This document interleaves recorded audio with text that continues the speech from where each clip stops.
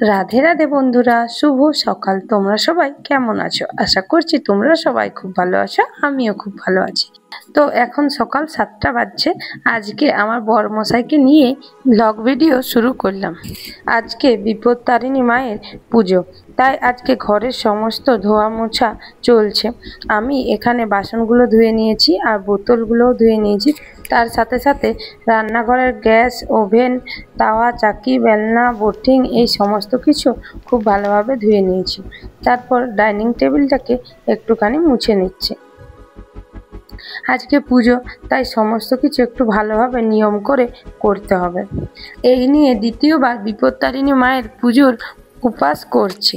এই পুজোতে আমরা বিনা লবণের জিনিস খেয়ে থাকি, এমনকি সিন্দুক লবণও খাই না। ফল ডল ও সুজি লুচি খেয়েই আজকে সারাদিনটা কাটাবো। বাবুদের স্কুলে পেরেন্টস মিটিং ছিল। ওর বাবা আসার পথে কচুরি, জিলিপি, ঘুগনি এগুলো নিয়ে এসেছে ছেলেগুলোকে টিফিন করাবে বলে। আর আমার বড় ছেলেকে দেখো, ভিডিও করছি দেখে কেমন মুখটা করছে। ওদের ভিডিও করা একেবারেই পছন্দ নয়, তাও কোনো সময় একটুখানি ভুলিয়ে ভালিয়ে ভিডিওগুলো করে নিই। তো মাকে ভোগ চাপাবো, তাই লুচি করে নেব আর করে নেব সুজি। লুচির আটাটা মেখে নিচ্ছি আর মাখতে মাখতে ওইদিকে কড়াইয়ে বসিয়ে দিয়েছি সুজি। সুজিটা করে ঠান্ডা হতে দিয়ে দেব, কারণ না হলে পিস পিস ভাবে কাটা যাবে না। সুজিটা করে ঠান্ডা করে নিয়েছি আর এইভাবে কেটে নিচ্ছি। সুজিটাকে একটু শক্তভাবে নামাতে হবে, না হলে কিন্তু ভালোভাবে পিসগুলো হবে না।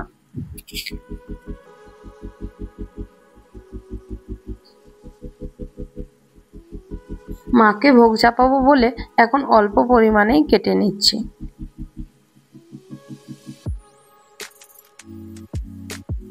দেখো বন্ধুরা, কত সুন্দরভাবে পিসগুলো উঠে আসছে, একটার সাথে একটাও লেগে নেই। আজকে খুব তাড়াতাড়ি করেই মায়ের ভোগ রান্না করে নিচ্ছি। আর ওই বাড়িতে বলা রয়েছে, ওখানে সামনের দোকানে বিক্রি করে পূজার জন্য যাবতীয় সরঞ্জাম। ওখানে আমার রায়বাগিনী ননদিনী শিউলিকে বলে রেখেছি আমার ভোগগুলো এনে রাখবি, গিয়ে থালায় সাজিয়ে নেব। মায়ের পায়ের অসুবিধা রয়েছে, তাই মা না যেতে পারায় আমিই যাব আর পূজা দিয়ে দেব। লুচিগুলো ছাকা শেষ করে হটপটে নিয়ে নিচ্ছি সুজি আর লুচি। বন্ধুরা, তোমরা লক্ষ্য করবে, যখন তোমরা উপাস করবে তখন তোমাদের জল তেষ্টা বেশি লাগবে, আর অন্য সময় জল খেতে ভুলেই যাবে, তখন জল তেষ্টা একেবারেই লাগবে না। তো সেই অবস্থাটা আজকে আমারও হয়েছে। আজকে সকাল থেকে জল খেতে পাবো না বলে প্রচুর জল তেষ্টা পাচ্ছে, আর অন্যদিন জল খেতে ভুলেই যাই। বাবাকে বলে রেখেছিলাম বাবা যাতে আমাকে ওই ঘর নিয়ে যায়, তাই আর দেরি না করে গাড়িতে চেপে পড়লাম। ঠিক এই সময়টাতেই সমস্ত স্কুলের বাচ্চারা স্কুল যাচ্ছে। ওদের স্কুল যাওয়া দেখে আমারও ছেলেবেলার কিছু কথা মনে পড়ে যাচ্ছে। এইভাবে আমিও স্কুলে যেতাম, আর স্কুলে যাওয়ার মজাটাই আলাদা। তো এই ঘরে এসে দেখি ছোটো মা মেজো মায়ের ভোগ সাজানো হয়ে গেছে, আর আমার আর মায়েরটা বাকি রয়েছে। তো সবাই মিলে আমরা ভোগগুলোকে সাজিয়ে নিচ্ছি। গোটা ফলগুলোকে ছোটো কাকিমা আর শিউলি মিলে কেটে দিচ্ছে, আর আমি যে শুকনো জিনিসগুলো রয়েছে নকুলদানা, বাতাসা, সেগুলোকে খুব ভালোভাবে থালায় সাজিয়ে দিচ্ছি।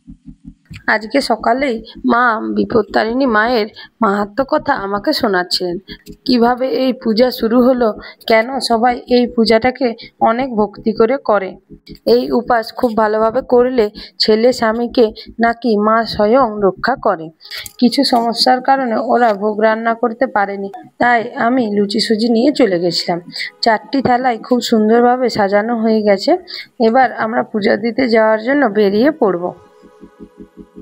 সবাই মিলে চলে যাচ্ছি পুজো দিতে। উপাস করে থাকলেও এই সবাই মিলে পুজো দিতে যাওয়ার মজাটাই আলাদা। আমাদের বাড়ি থেকে দুর্গা মন্দির খুবই কাছে, 1 মিনিটও লাগে না, 30 সেকেন্ডেই পৌঁছে যাব। আসলে এটা আমাদের বাড়ির দুর্গা মন্দির। আমরা আর আমাদের ভাইয়াদরা সবাই মিলে পূজার আয়োজন করে থাকি। এর মধ্যেই দুর্গা মন্দির চলে এলাম, আর এসে দেখি পুরোহিত পুজো শুরু করে দিয়েছে। পুজো দিতে যাওয়ার জন্য আমি এই লাল পাড় ঘিয়া শাড়িটাকে বেছে নিয়েছি।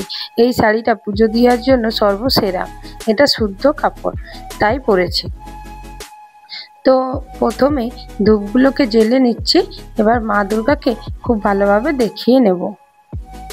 আর প্রদীপও জ্বেলে দিয়েছি। আমাদের সমস্ত থালাগুলোকে এইখানেই নামিয়ে রাখলাম। পুরোহিত মশাই একে একে সবার পুজো করবে। পুজো দিয়ে আসতে না আসতেই ছোটো মা শরবত দিল। শরবত খেতে খেতে ছোটো মাকে বললাম, অঙ্কিতা যে আপনার শাড়িগুলো পরে ওগুলো খুব সুন্দর লাগে, ওইগুলো তো অনেক দিনের শাড়ি, আপনার কাছে এখনও রয়েছে? এই কথাটা শুনবা মাত্র ছোটো মায়ের খুব আনন্দ হলো। ছোটো মা জল শরবত না খেয়ে আমাকে শাড়ি দেখাতে শুরু করলো। ছোটো মায়ের জিনিসের অনেক যত্ন। ছোটো মা অঙ্কির ছোটোবেলার খেলনাগুলোকেও যত্ন করে রেখে দিয়েছে। ছোটো মায়ের কাছে অনেক পুরনো জিনিস দেখতে পাই।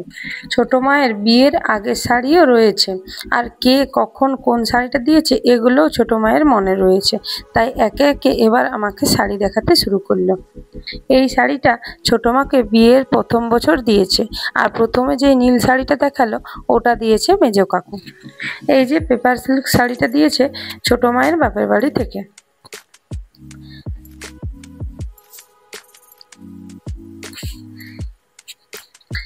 এটা দিয়েছে এখান থেকে বিয়ের আগে দুর্গাপূজাতে। তখন এই শাড়িগুলোতে একটা আলাদাই গ্লেজ রয়েছে। এই শাড়িগুলো পরলে কিন্তু দারুণ দেখাবে। ছোটো মাকে বললাম, ছোটো মা কোনো সময় আমাকে অবশ্যই এই শাড়িগুলো দিবেন, আমি কোনো সময় পরবো। ছোটো মা বলল, হ্যাঁ নিশ্চয়ই নিয়ে যাস মা। আমার 3 জন শাশুড়ি এখানে রয়েছে, ছোটো মা, মেজো মা আর আমার মা, আর জেঠি শাশুড়িও রয়েছে ওই অন্যদিকে থাকে। আমি এখানে আসার পর থেকে এই 3 শাশুড়িকেই পেয়েছি। আরও একজনকে পেয়েছি, সে হলেন পিসি শাশুড়ি। তিনি এখন এখানে থাকেন না, তিনি এখন বাইরে থাকেন। যখন আসবে অবশ্যই তার সাথেও তোমাদের পরিচয় করিয়ে দেব। তো এই 3 জন শাশুড়ি আমাকে মেয়ের মতোই দেখে, আমাকে অনেক ভালোবাসে। ছোটো মা একে একে তার সমস্ত পুরনো শাড়ি বের করে করে দেখাচ্ছে। দেখো বন্ধুরা, শাড়িগুলো কত সুন্দর। তোমরা অবশ্যই কমেন্টে জানাবে শাড়িগুলো কেমন দেখতে লাগছে তোমাদের। পুজোর বেলপাতা ভোগ না নিয়ে গেলে শাশুড়ি মা তো জলও খেতে পাবেন না, তাই বাবার সাথে বাড়ি চলে আসছে।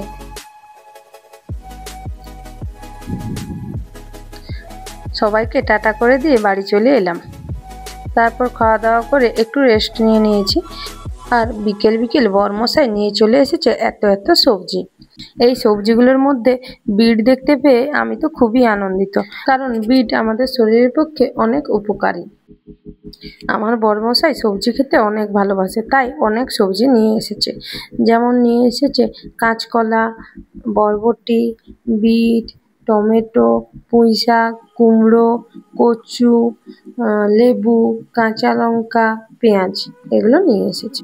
তো বন্ধুরা, আমার ভিডিও তোমাদের যদি ভালো লাগে তাহলে অবশ্যই একটি কমেন্ট করো, আর আমার চ্যানেলটিকে সাবস্ক্রাইব করো, আর পাশে থাকা বেল আইকনে প্রেস করো, যাতে সবার আগে নোটিফিকেশান তোমার কাছে পৌঁছে যায়। তোমাদের একটি লাইক বা একটি কমেন্ট আমাকে অনেক অনুপ্রাণিত করে আরও নতুন ভিডিও বানাবার জন্য। আজকে উপাস করে রয়েছি, তাই ভিডিও এখানেই শেষ করছি। দেখা হচ্ছে পরের ভিডিওতে। রাধে রাধে।